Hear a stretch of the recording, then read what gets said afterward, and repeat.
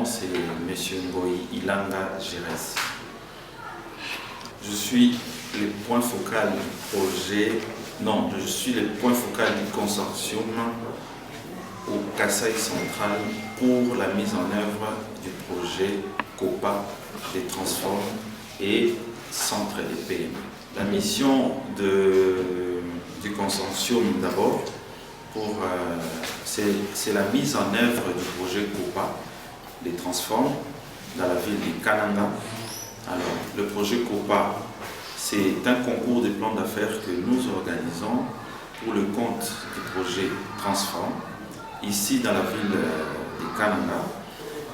Les projets COPA, c'est un projet qui vient pour booster l'économie et l'écosystème entrepreneurial de la ville.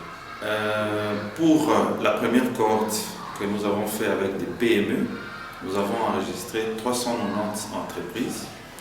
Et maintenant, pour la deuxième cohorte de nouvelles entreprises qui est en cours jusqu'au 30 avril, nous avons déjà enregistré plus de 100 entreprises. Les conditions pour postuler au projet COPA Nouvelles Entreprises, nous avons premièrement, les documents juridiques de l'entreprise.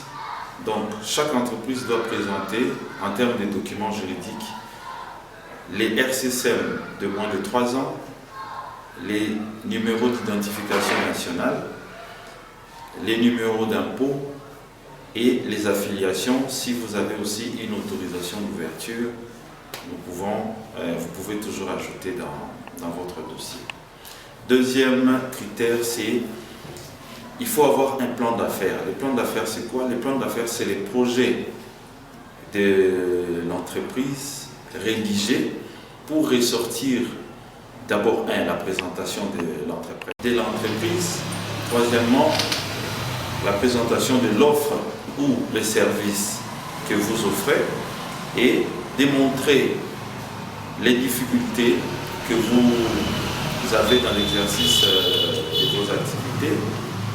Ensuite, montrer aussi comment vous allez préserver l'environnement dans tout ce que vous faites. Et bien entendu, maintenant, vous devez, en quelque sorte, je dirais, demander la subvention avec les équipements qu'il faut pour développer votre entreprise. Après ça, nous avons le troisième critère. Selon l'âge de l'entreprise, vous devez présenter ou soit un budget de trésorerie, vous avez fonctionné dans le passé, ou soit un état financier pour les entreprises les plus dynamiques. Voilà les trois critères qu'il faut. Voilà. En termes de domaines d'intervention, nous parlons, pour le projet, on parle de secteur d'activité. Nous en avons 4. L'agro-transformation, l'industrie légère, les services à valeur ajoutée et l'économie verte. Nous avons commencé depuis 2023. Le projet a été lancé en Bujimaï.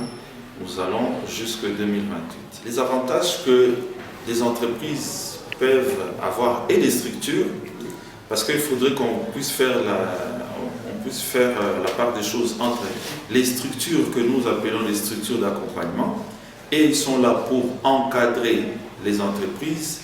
D'ailleurs, un travail qu'ils ont fait depuis des années, aujourd'hui c'est une opportunité pour eux de voir que le travail qu'ils ont abattu depuis tout ce temps va être en quelque sorte payé. Mais ce qui est plus capital, c'est pour les entreprises, car dans la sélection ou bien dans le projet, nous travaillons exclusivement avec des entreprises. Chaque entreprise qui va postuler au projet COPA sera, là nous parlons maintenant parce que c'est ce qui est en cours de COPA Nouvelles Entreprises. Chaque entreprise qui va postuler, on va d'abord évaluer chaque dossier de manière minutieuse et après on va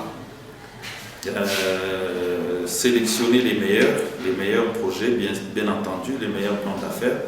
Ceux qui seront sélectionnés seront subventionnés en équipement pour développer leurs activités. Vous avez bien entendu parler des femmes micro-entrepreneurs. Vous verrez que là-bas, on ne demande rien. on ne demande pas des documents, on ne demande rien aux femmes micro-entrepreneurs parce que on sous-entend que c'est vraiment une cible un peu plus fragile par rapport à l'écosystème. On n'a pris que des femmes. Deuxième cible, c'est l'intermédiaire entre les nouvelles entreprises et les femmes micro-entrepreneurs. On parle de FOP. Là, c'est une formation. On va même, je pense, pour ceux qui vont participer, leur doter des documents juridiques. Ça aussi, c'est une cible. Et après, on monte.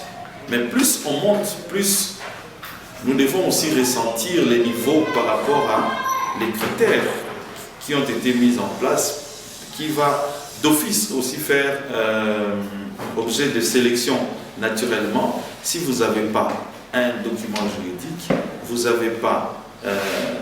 avez des difficultés pour le plan d'affaires, là nous aidons, mais c'est une sélection.